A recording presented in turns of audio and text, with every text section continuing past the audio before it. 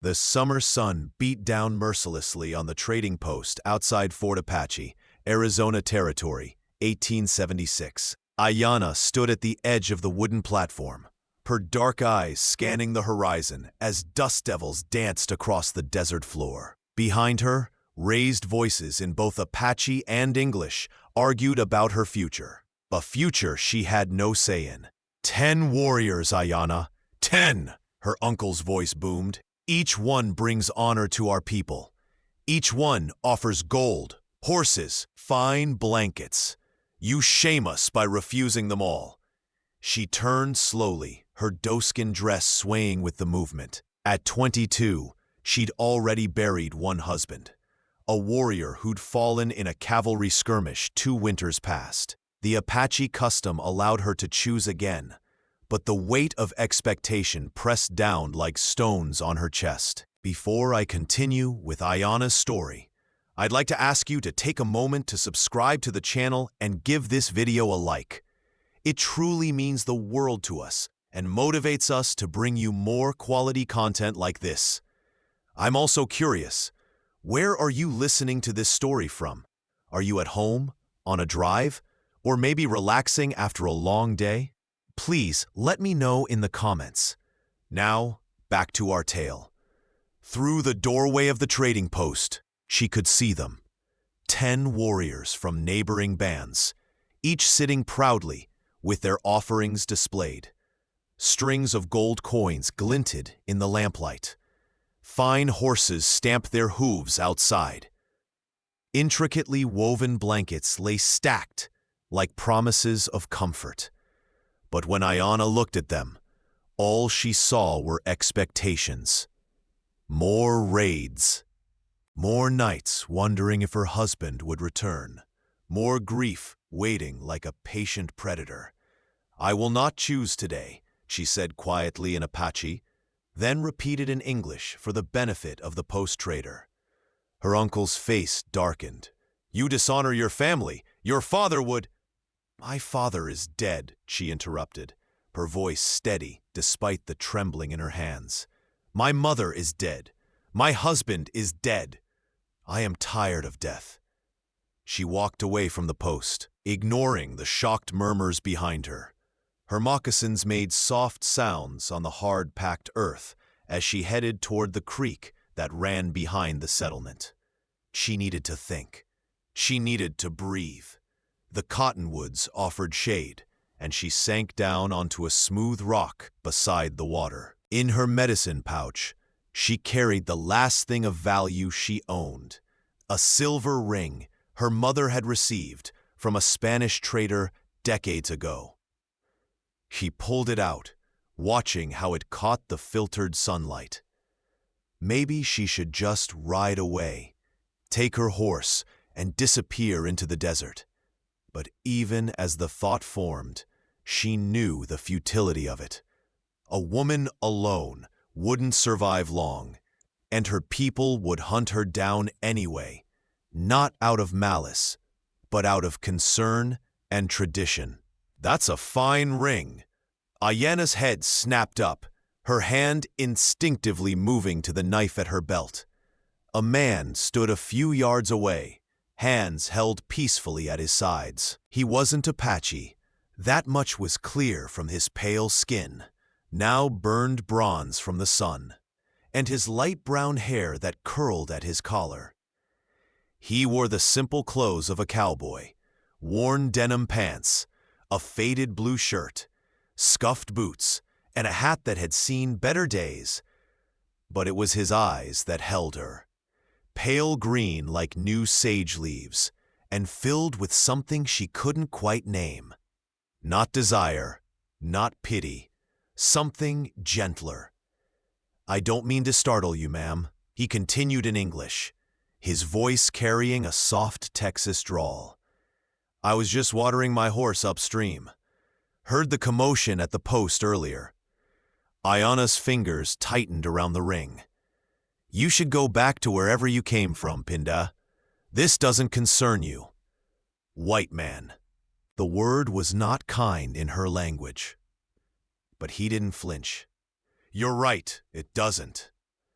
He moved slowly to the creek's edge and knelt, splashing water on his face. But I figure anybody running from 10 proposals at once might need a friend more than another suitor. Despite herself, Ayana almost smiled.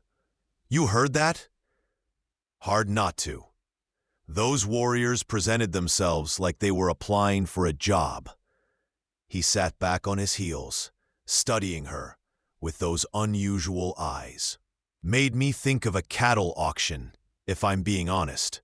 No disrespect intended. None taken. I thought the same thing. She surprised herself by answering, by not simply walking away. Name's Thomas Garrett. Most folks call me Tom. He didn't offer his hand, seeming to understand that would be too forward. I work at the McAllister Ranch, about 15 miles north. Came to the post for supplies. Ayana, she replied, then added, it means eternal blossom in my language. My mother had hopes. It's a beautiful name. He said it simply, as fact, not flattery. Those hopes still possible? She looked down at the ring in her palm. I don't know. Everything feels like dust. Tom was quiet for a long moment. Just the sound of the creek burbling over stones between them. Finally, he spoke. I lost my family in the war. Came out west because everything back in Texas reminded me of who wasn't there anymore. Figured I could outride grief if I just kept moving. He picked up a smooth pebble, turned it over in his calloused fingers. Learned you can't outrun it, though. It just sits with you until you make room for something else alongside it. Ayana met his gaze. There was no judgment in his face, only understanding, earned through his own suffering. What did you make room for? Honest work, good horses, sunrise over the desert. He smiled slightly, still working on the rest. Ayana. Her uncle's voice rang out from the direction of the post. Ayana, where are you? She tensed immediately, and Tom noticed. He stood up slowly, dusting off his pants. You need help? No. Yes. I don't know. She clutched the ring tighter. I need to disappear. Tom studied her for a heartbeat, then made a decision that would change both their lives. McAllister's ranch needs a cook. Last one ran off with a gambler 2 months back. Boss has been complaining non-stop. Pays fair, and there's a small cabin comes with it. Private. Ayana stared at him. You're offering me work? You don't even know me. I know you're smart enough to refuse 10 suitors when your heart's not in it. I know you value freedom over gold. He nodded toward the ring. And I know desperation when I see it, ma'am. I've worn that look myself. Ayana! Her uncle was closer now. Tom stepped back, giving her space. My horse is upstream, the gray gelding. If you want a way out, it's there. If not, I'll ride on and forget we met. Your choice, Ayana. Yours alone. He walked away before she could respond, his boots crunching on the gravel. Ayana sat frozen for 3 heartbeats, then heard her uncle crashing through the cottonwoods toward her. She ran. Tom's gray gelding lifted its head as she approached, but didn't shy away when she grabbed the reins. Tom was already mounted on a second horse, a bay mare, and he had a lead rope ready.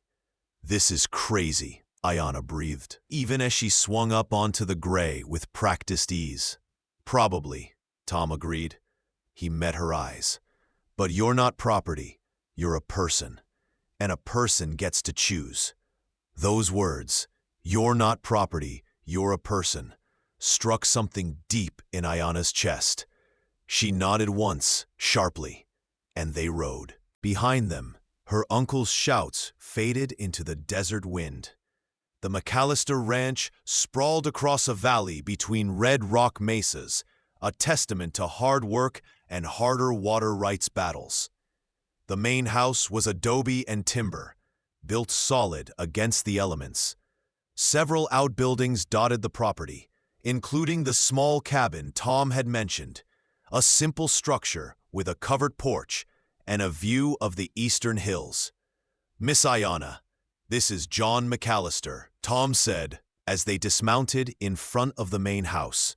An older man with silver-streaked hair and a weathered face stepped out, his sharp blue eyes taking in the situation with the speed of someone who'd seen plenty of life.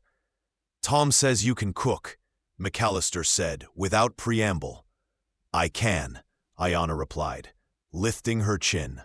"I can also mend, plant, harvest, preserve food, treat minor injuries, and shoe a horse if necessary."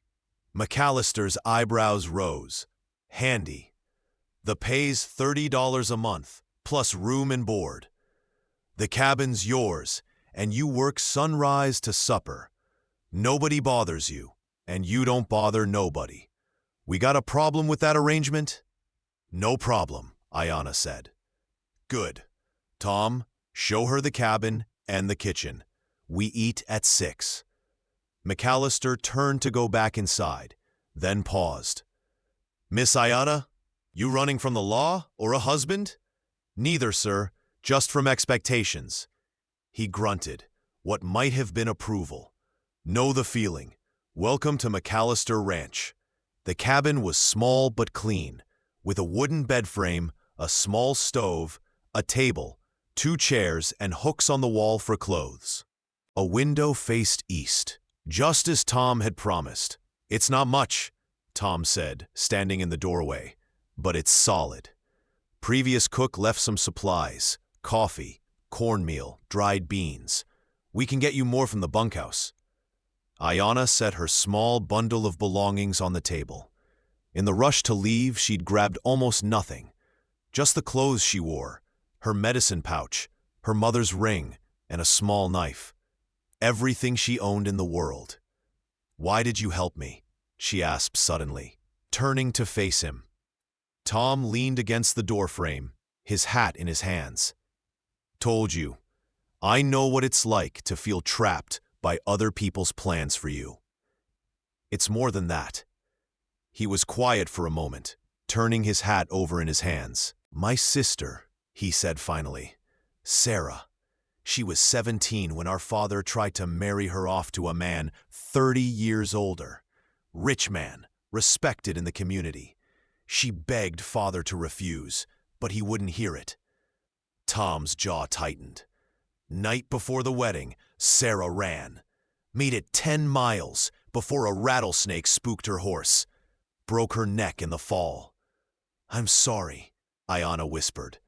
Afterwards, father said it was God's judgment on her disobedience. "I haven't spoken to him since." Tom met her eyes. "So when I saw you at that creek, looking at that ring, like it might be your ticket to somewhere else, I thought, maybe I could help somebody make a different choice, a living choice." Ayanna's throat tightened. "I thought I was alone." "Nobody's alone if they don't want to be." Tom placed his hat back on his head. "I'll let you settle in. Kitchen's in the main house. I'll show you around tomorrow morning. There's a lock on your door, and you're the only one with the key. You're safe here, Ayanna." After he left, Ayanna sat on the bed and let out a long breath. Through the window, she could see the desert stretching endlessly, painted gold and amber by the setting sun. For the first time in months, the weight on her chest eased slightly. She was safe. She was free. She was terrified. The next morning, Ayanna woke before dawn. Old habits from years of Apache life. She dressed in the same duskin dress, then reconsidered. If she was going to work as a ranch cook, she should probably dress the part. But she had nothing else. A soft knock on her door made her pause. "Miss Ayanna, it's Tom. I brought something." She opened the door to find him holding a bundle of cloth. He looked embarrassed, his sunburned cheeks even redder than usual. "Boss's wife passed 3 years back," he explained quickly. "He kept some of her things in a trunk, asked if it would be all right to offer you a few dresses, just until you can get to town for your own. He figured they're not doing anybody good sitting in storage." Ayanna took the bundle carefully. "That's kind of him. Of you both. There's also this." Tom pulled out a worn leather vest. "Gets cold here at night, even in summer. Desert's funny that way." Their fingers brushed as she took the vest, and both pulled back as if burned. Tom cleared his throat. "Right. Well, kitchen's waiting. I'll show you where everything is." The kitchen was surprisingly well equipped, with a large cast-iron stove, plenty of pots and pans, and a good supply of staples. Tom walked her through where things were kept, stumbling over his words occasionally, especially when they had to reach around each other in the small space. "Coffee's the most important thing," he said seriously. "The hands will forgive burned bacon, but weak coffee's a hanging offense." Ayanna smiled, really smiled, for the first time in days. Duly noted. By 6 o'clock, she'd prepared breakfast for 12 ranch hands: bacon, eggs, biscuits with gravy, and strong coffee. The men filed in, eyeing her with a mix of curiosity and wariness. She met their gazes steadily, neither aggressive nor submissive, until they looked away and focused on their plates. "Damn fine biscuits, ma'am," one grizzled cowhand said around a mouthful of food. "Best we've had since Pearl left," another agreed. McAllister caught her eye from the head of the table and gave a single nod of approval. Across from him, Tom smiled into his coffee cup. The days developed a rhythm. Ayanna rose at dawn, prepared breakfast, cleaned the kitchen, started preparations for dinner, then had the afternoon to herself until it was time to cook again. The work was hard, but honest, and nobody questioned her presence after that first breakfast. Tom found reasons to be near the kitchen more than necessary. He'd offer to help carry heavy pots, or he'd chop extra firewood, or he'd linger after meals with a cup of coffee and conversation. "You don't have to keep checking on me," Ayanna said one afternoon as she kneaded bread dough. Tom was ostensibly fixing a loose cabinet door, but she'd noticed it had been fixed 3 times this week already. "I'm not checking on you," Tom protested. "The door really is loose." "Uh-huh."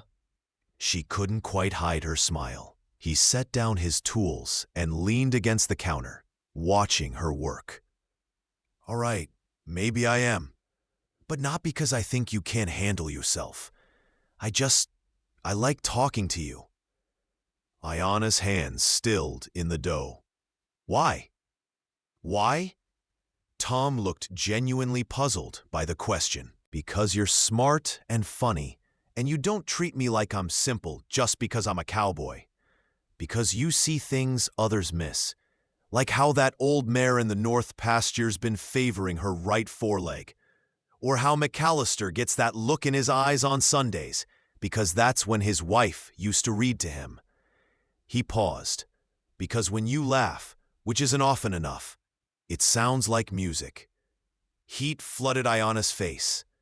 She turned back to the dough, punching it down with more force than necessary. "You shouldn't say things like that." "Why not? It's true." "Because I'm Apache and you're white. Because I'm barely here a month. Because—" She stopped, her voice catching. Tom moved closer, but didn't touch her. "Because you're scared of caring again. Because it hurts too much when you lose people. Because it's easier to keep everyone at arm's length." "Yes," she whispered. "I know," he said gently. "I'm scared too. But Ayanna, being scared's no way to live. That's just existing." She turned to face him, flour dusting her hands and arms. "What do you want from me, Tom Garrett?" He met her eyes, and in his gaze, she saw hope and fear and honesty, all tangled together. I want to know you, the real you, not just the parts you show the world. I want to hear about your mother and your childhood, and what makes you angry, and what makes you dream. He swallowed hard. And yeah, eventually, if you'd let me, I'd like to court you proper, but only if you want that too. No pressure, no expectations, just possibility. Ayana's heart hammered against her ribs. Every instinct screamed at her to refuse, to protect herself, to run again. But she was so tired of running. I don't know if I can be what you hope for, she said honestly. You already are, Tom replied. You're exactly who I see. A woman worth knowing. That's all I'm hoping for, Ayana. A chance. She studied his face, the sunburned nose, the laugh lines around his eyes, the sincerity in every feature. Slowly, she nodded. A chance. But Tom, go slow. It hurts, trusting again. I'll die before I hurt you, he said, with such conviction that she believed him. Then we'll try, Ayana said. Together. Together, Tom echoed, and smiled.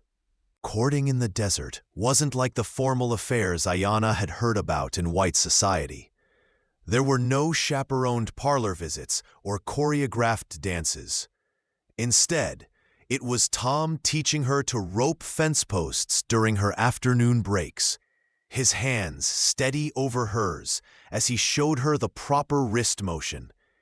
It was evening walks along the creek, talking about everything and nothing, while the sky turned purple overhead. It was Tom bringing her wildflowers he'd found on the range. Not fancy hothouse blooms, but tough desert flowers that survived against the odds. Reminded me of you, he'd say, and she'd tuck them into a jar on her windowsill. It was Ayana teaching him Apache words, laughing when he mangled the pronunciation. It was her showing him how her people tracked game, reading stories in disturbed sand that he'd have walked right past. You see the world different than me, Tom said one evening, as they sat on her porch, watching the stars emerge. You notice things I miss, and you see things I overlook, Ayana replied. Like the way the horses respond to gentle words instead of harsh ones, or how a sunset can be beautiful even when the day was hard. Tom reached out slowly, giving her time to pull away. When she didn't, his fingers brushed against hers. Can I hold your hand? Such a simple question, but it made her chest tight with emotion. Yes. Their fingers intertwined, calloused palm against calloused palm. They sat like that until the moon rose, neither speaking, just being together. 2 months after Ayana arrived at the ranch, trouble arrived, in the form of dust on the horizon. Tom spotted them first from the north pasture. Riders coming, a lot of them. McAllister grabbed his rifle and climbed to the roof of the main house for a better look. When he came down, his face was grim. Apache, 10, maybe 12 warriors. They're carrying the peace flag, but they're armed. Ayana's blood went cold. She knew who they were before they even came into view. The 10 warriors who'd offered for her hand, and probably her uncle too. Stay inside, Tom said, his hand on his pistol. No, Ayana straightened her spine. This is my past catching up. I won't hide from it. The warriors rode into the ranch yard in formation, impressive and intimidating in their war paint and weapons. At their head rode her uncle, Looking Glass, his face like carved stone. He held up his hand for peace, and McAllister returned the gesture. We seek the woman called Ayana, Looking Glass said in English, his accent heavy but clear. She was taken from the trading post. We would have her returned.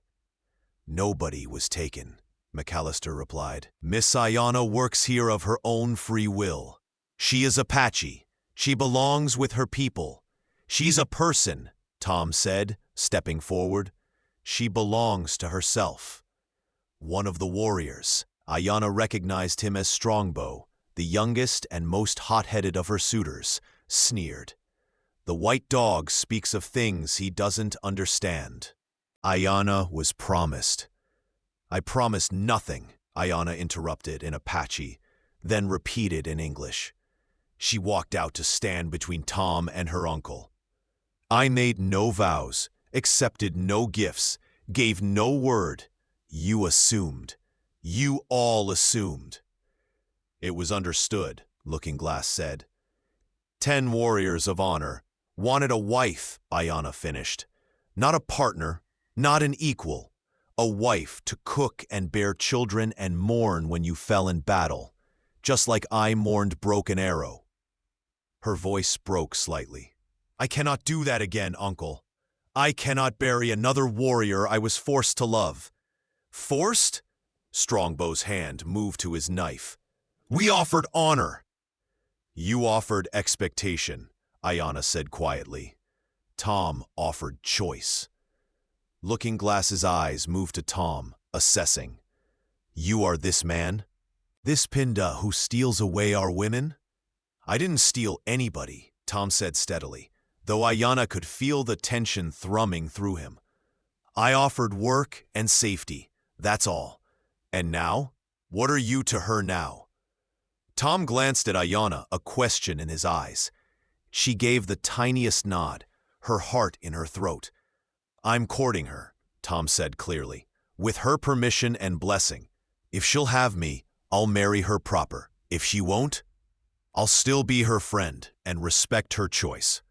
But either way, she stays here because she wants to, not because anyone forced her. Several warriors muttered angrily, their hands moving to their weapons. McAllister's ranch hands had quietly assembled behind them, rifles ready but not aimed. The air was thick with potential violence. Looking-Glass held up his hand for silence. He studied Tom for a long moment, then turned to Ayanna. Is this true, niece? You would choose this white cowboy over 10 warriors? Over gold and horses and honor? Ayanna felt tears prick her eyes, but she didn't let them fall. Uncle, I love our people. I honor our ways, but I cannot live a life chosen for me by others. Not again. She moved to stand beside Tom, not quite touching, but close enough to make her position clear. Tom doesn't offer me gold or horses. He offers me myself. He sees me, truly sees me, and asks for nothing in return but the chance to know me. That is worth more than all the gold in the territories. You shame your family, Strongbow spat. No, Looking-Glass said quietly, surprising everyone. She honors herself. He looked old suddenly, tired. When your mother was young, Ayanna, she wanted to marry a man from another band. Your grandfather refused. He chose your father instead. A good man, a strong warrior, but not who her heart wanted. She was obedient. She was dutiful. He paused. She was never truly happy. I see that now. Uncle, I cannot force you to return, Looking-Glass continued. And perhaps that is right. You have made your choice. These warriors will have to accept that you are not for them. He looked at Tom. But know this, cowboy. If you harm her, if you treat her as less than she is, if you bring shame or sorrow to her, we will return, and no peace flag will fly above us. Understood, sir? Tom said respectfully. I'll spend every day earning the trust she's given me. Looking-Glass nodded once, then turned his horse. The warriors hesitated, clearly unhappy, but followed their elder. Only Strongbow lingered, his eyes burning with resentment as he looked at Tom.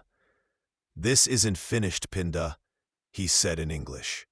A white man with an Apache woman. It is not right. The world's changing, friend, Tom replied quietly. Might be time we changed with it. Strongbow spat in the dirt and kicked his horse into a gallop, following the others. They watched until the warriors disappeared over the horizon, the tension slowly bleeding from the air. McAllister clapped Tom on the shoulder. Well, that was exciting. Let's hope they meant the peace. But Ayanna was staring at the horizon, a cold feeling in her gut. Strongbow won't let this go. He's young and proud. This was a humiliation. I'll keep watch, Tom promised. We all will. For 2 weeks, nothing happened. Life returned to normal, or as normal as it could be when everyone was watching the horizon. Ayanna continued cooking. Tom continued his work, and their courtship deepened. Tom taught her to shoot his rifle, standing behind her to adjust her aim. Breathe in. Hold it. Squeeze, don't pull, he murmured, his breath warm on her neck. When she hit the target dead center, he whooped with pride. Ayanna taught him Apache star stories, pointing out constellations while they lay on their backs in the grass. That one is Coyote, the trickster. He stole fire from the sun god and gave it to humans. Sounds like he caused some trouble, Tom observed. The best stories always do, Ayanna replied. One evening, as they sat on her porch, Tom reached into his pocket and pulled out a small object wrapped in cloth. I made you something. It's not much, but... Ayanna unwrapped it to find a wooden carving, a small horse, its mane flowing as if caught in wind. The detail was exquisite, every muscle and tendon perfectly rendered. Tom, she breathed, this is beautiful. You said your childhood name was Little Horse before your mother renamed you, he explained, his ears red. Thought you might like to remember that part of yourself. Ayanna's throat closed with emotion. This simple gift showed more care, more attention, more true seeing than all the gold the warriors had offered. She set the horse carefully on her table, then turned back to Tom. May I kiss you? She asked. Tom's eyes widened. You? Yes. God, yes. She leaned in slowly, giving him time to meet her halfway. Their lips touched, soft and tentative at first, then with growing confidence. Tom's hand came up to cup her cheek, gentle, as if she were something precious. When they finally pulled apart, both were breathing hard. Been wanting to do that for weeks, Tom admitted, his forehead resting against hers. Me too, Ayanna whispered. I was just scared. Of me? Of this? Of feeling again? Of losing again? She pulled back to look into his eyes. But I'm more scared of never taking the chance. Together? Tom asked, echoing that word that had become theirs. Together, Ayanna confirmed. The attack came on a moonless night 3 weeks later. Ayanna woke to the smell of smoke. She was out of bed instantly, grabbing her knife and flinging open her door. The barn was on fire, flames leaping into the night sky. Ranch hands were running, shouting, forming a bucket brigade from the well. Then she saw them. 3 figures on horseback, circling the chaos. Even in the darkness, she recognized the lead rider's silhouette, Strongbow. Tom! She screamed. He was already running from the bunkhouse, rifle in hand. Get inside! No, it's Strongbow. He's after you. As if hearing his name, the warrior wheeled his horse toward them. In his hand, a rifle glinted in the firelight. He fired, and Tom grunted, spinning sideways. Red bloomed across his shoulder. Ayanna didn't think. She grabbed Tom's fallen rifle, raised it, and fired in one smooth motion, just as he'd taught her. The bullet struck Strongbow's horse in the leg, and the animal screamed and went down, throwing its rider. The other two warriors pulled up short, clearly not expecting resistance. McAllister and his hands were now armed and advancing. Outnumbered and exposed, the warriors grabbed their fallen companion and retreated into the darkness. Ayanna dropped the rifle and fell to her knees beside Tom. He was conscious but pale, blood soaking his shirt. "You shot his horse," he said weakly. "Damn good shot." "Don't talk, you idiot," Ayanna said, her hands shaking as she pressed against the wound. "Someone get the doctor. Now!" McAllister was already sending a rider. "Let's get him inside." They carried Tom to the main house, laying him on the dining table. Ayanna grabbed clean cloths, boiled water, gathered what medical supplies she could find. Tom's eyes were hazy with pain, but he tried to smile. "I'm all right," he slurred. "Just a scratch. Bullet's still in there," McAllister said grimly. "Doctor's 2 hours away, minimum." Ayanna looked at Tom, then at the wound. She'd seen bullet wounds before. She'd even treated some. "I can do it," she said. "If we wait 2 hours, he might bleed out." "Ayanna," Tom started. "I can do it," she repeated firmly. "But it's going to hurt. A lot." Tom met her eyes and saw the fear there, but also the determination. "Go slow," he whispered. "It hurts." She nearly broke at that, at the trust in his voice, at the vulnerability. "I'll die before I hurt you more than I have to," she promised, echoing his words back to him. She gave him whiskey and a leather strap to bite down on, then heated her knife in the fire until it glowed. Tom's eyes went wide. "Together?" she asked. He managed a nod. "Together." The surgery was nightmarish. Tom thrashed despite being held down by 3 ranch hands. Sweat poured from his face, and the sounds he made broke Ayanna's heart. But her hands stayed steady. She found the bullet lodged against his shoulder blade, extracted it with careful precision, and spitched the wound with thread meant for mending leather. When it was finally over, Tom had passed out from the pain. Ayanna washed her hands in the blood-pink water and allowed herself to shake. "You did good, miss," McAllister said quietly. "Real good. He'll live, thanks to you." She stayed by Tom's side all night, changing his bandages, monitoring his fever, holding his hand when he thrashed in his sleep. Several times, he called out her name, and she soothed him with soft Apache lullabies her mother had sung to her. Dawn was breaking when his eyes finally opened, clear and focused. "Ayanna, I'm here," she said immediately, leaning close. "You're okay. The bullet's out." He lifted his good hand to touch her face, and she realized she was crying. "Don't cry," he whispered. "I'm not dying. Promise." She choked out, "Because of me. Strongbow came for you because I chose you. And you almost... Hey." Tom's thumb brushed away her tears. "I'd take 100 bullets if it meant you were safe. Don't you know that by now?"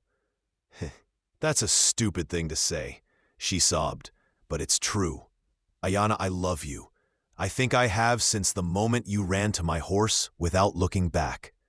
You're the bravest person I know, and the strongest, and the kindest.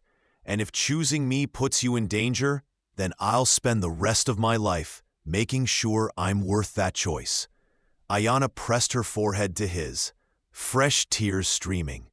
"I love you too. I tried not to, but I do. I love you so much it terrifies me." "Then be terrified with me," Tom said. "But be with me. Always," she promised. Tom recovered slowly over the next month. Ayanna barely left his side, much to the amusement of the ranch hands who started calling her the nursemaid. She took it as a compliment and informed them that if they wanted to eat, they'd better stop teasing, or she'd burn their biscuits. They stopped teasing.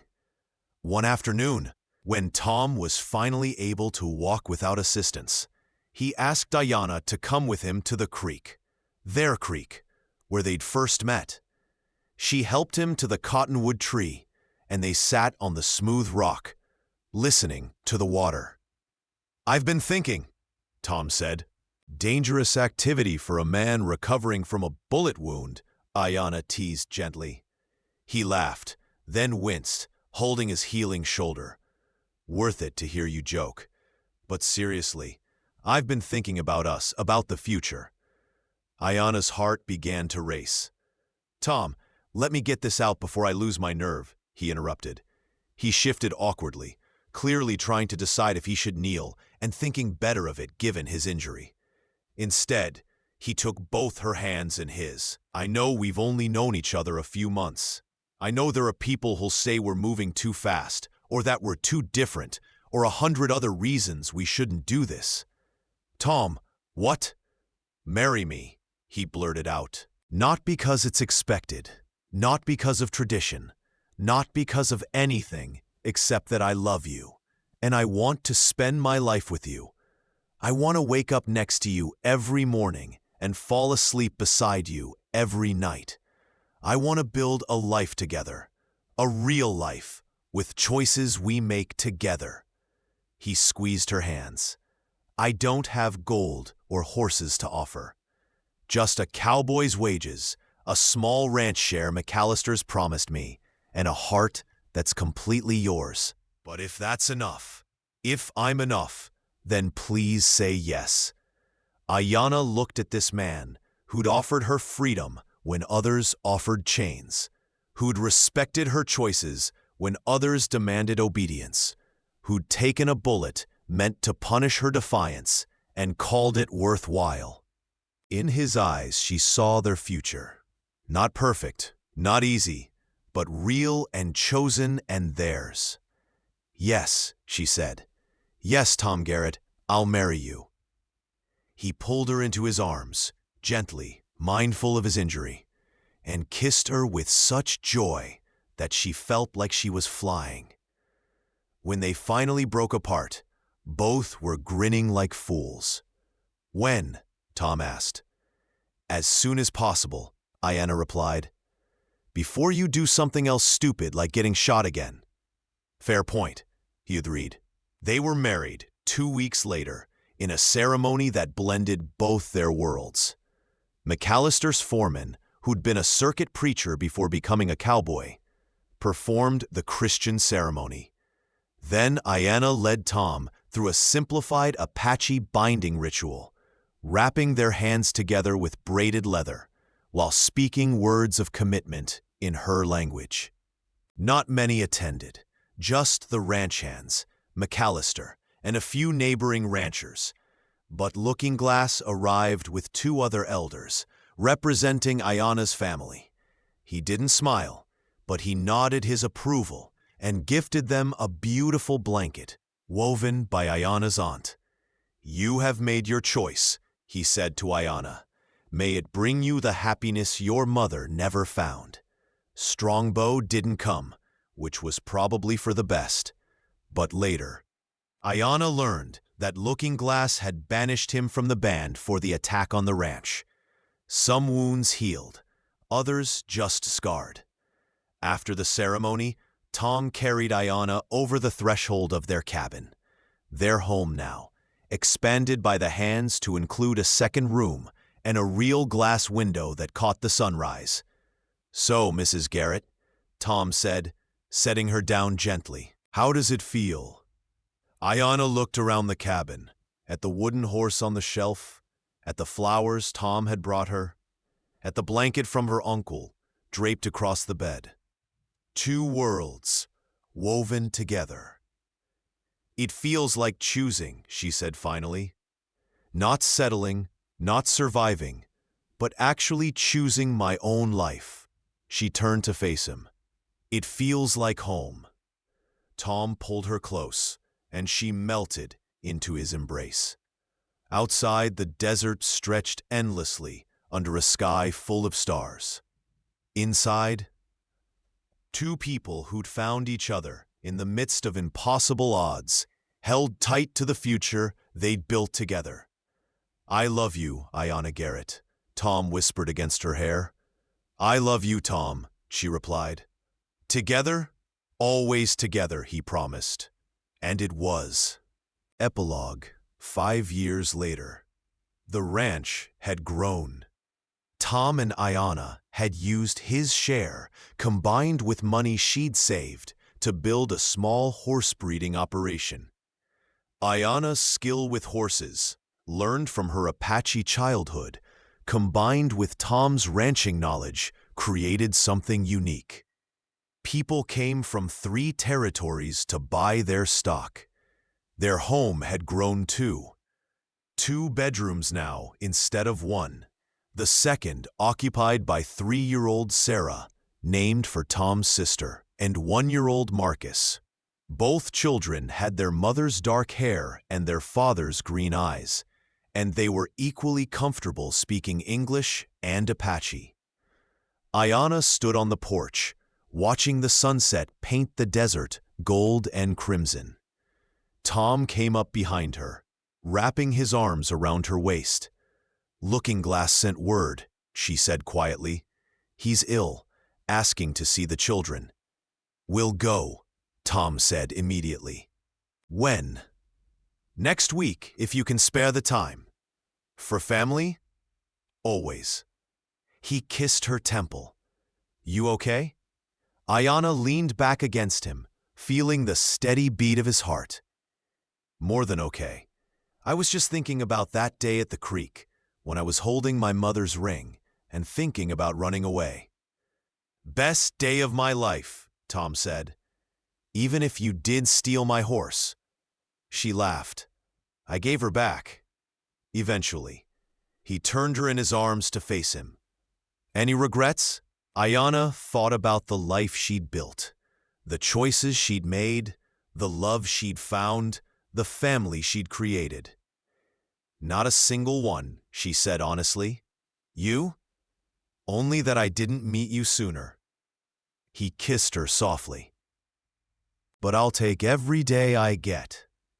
From inside the house, Sarah called out, Mama! Papa! Marcus spilled the beans! They both laughed. Duty calls, Ayanna said. Together? Tom asked, as he had 1,000 times before. Always, she replied, as she would 1,000 times more. And hand in hand, they walked back into their home, their life, their choice. Thank you so much for listening to this story. I'd love to know where you're enjoying this tale from. Are you listening at home, during your commute, or perhaps while working?